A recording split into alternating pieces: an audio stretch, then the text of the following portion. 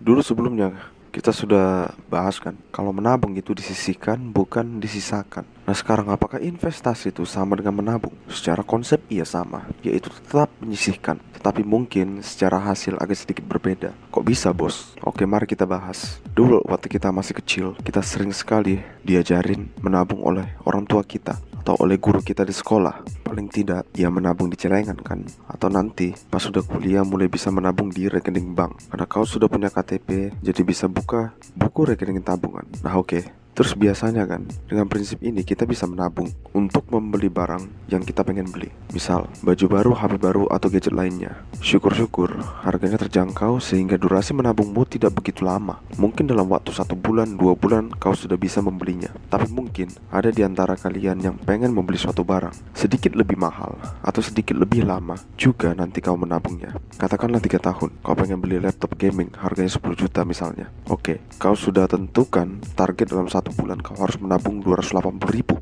supaya dalam 3 tahun terkumpul 10 juta. Setelah 3 tahun, duitmu terkumpul. Nah, kau langsung pengen beli laptop gaming brand tertentu yang terbaru ya. Ingat, barang baru bukan barang second atau bekas. Setelah kau lihat ternyata harganya bukan 10 juta lagi, tetapi sudah naik jadi 15 juta. Langsung deh lemes badan kau. Makanya tadi saya bilang barang baru. Kalau barang second, ingat yang dulu saya bilang depresiasi, ada penyusutan nilai. Kok bisa harganya naik? Oke, kita discuss lebih deeper lagi. Pernah gak sih kau ngerasa kenapa duit 100 ribu cepat habis setelah belanja dari Indomaret? Pernah gak orang tua kalian cerita dulu uang 100 ribu itu besar dan bisa belanja banyak barang? Ngerasa gak tiap tahun apa-apa naik harganya? Saya pernah melihat slip pembayaran persalinan di rumah sakit waktu tahun 1988 itu cuma 60 ribuan. Bandingkan dengan sekarang berapa biaya persalinan di rumah sakit. Coba flashback ke tahun 2010-an. Berapa harga mobil-mobil MPV pada saat itu? Bandingkan harganya dengan sekarang.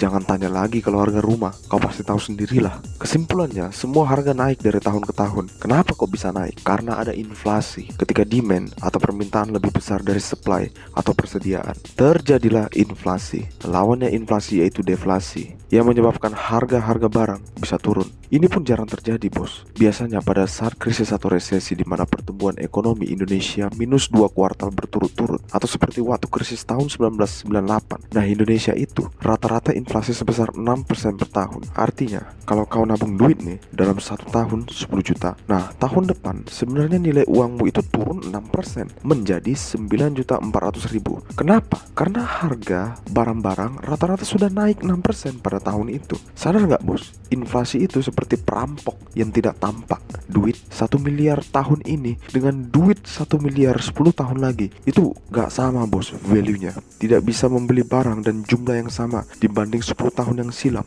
Makanya bosku, kalau kau sekedar menabung di bank, resikonya adalah uangmu tergerus inflasi. Karena uangmu di bank atau celengan itu tidak akan bertumbuh. Kita sering diajarkan di sekolah dan orang tua kita untuk earn money dan saving, tapi tidak pernah kita diajarkan untuk melipat gandakan uang atau compounding the money. Wajar, inilah yang menjadi blueprint yang tertanam di pikiran bawah sadar orang rata-rata. Solusinya gimana untuk melawan inflasi? Kau harus investasi bos. Cari instrumen investasi yang profit atau gain tahunannya bisa mengalahkan inflasi. Artinya, hasilkan keuntungan gain di atas 6%. Itu sudah bagus bosku. Bisa mungkin kau invest di saham, properti, reksadana, obligasi, P2P lending, atau emas. Kalau kau invest di deposito, kecil bos bunganya karena masih di bawah inflasi. Tapi untuk kalian yang tipe konservatif atau mau cari aman, deposito memang bisa jadi pilihan kok bos. Kenapa harus di atas inflasi? Jadi misal kau untung 10% tahun ini, nah uangmu sudah terpotong 6%, ada sisa 4% kan? Jadi sebenarnya uangmu itu bertumbuh setelah dipotong inflasi. Ilmu ini penting sekali bosku, apalagi harus diajarkan ke anak-anak kita yang akan menjadi generasi di masa depan. Coba bos, zaman sekarang aja harga rumah sudah gila-gilaan.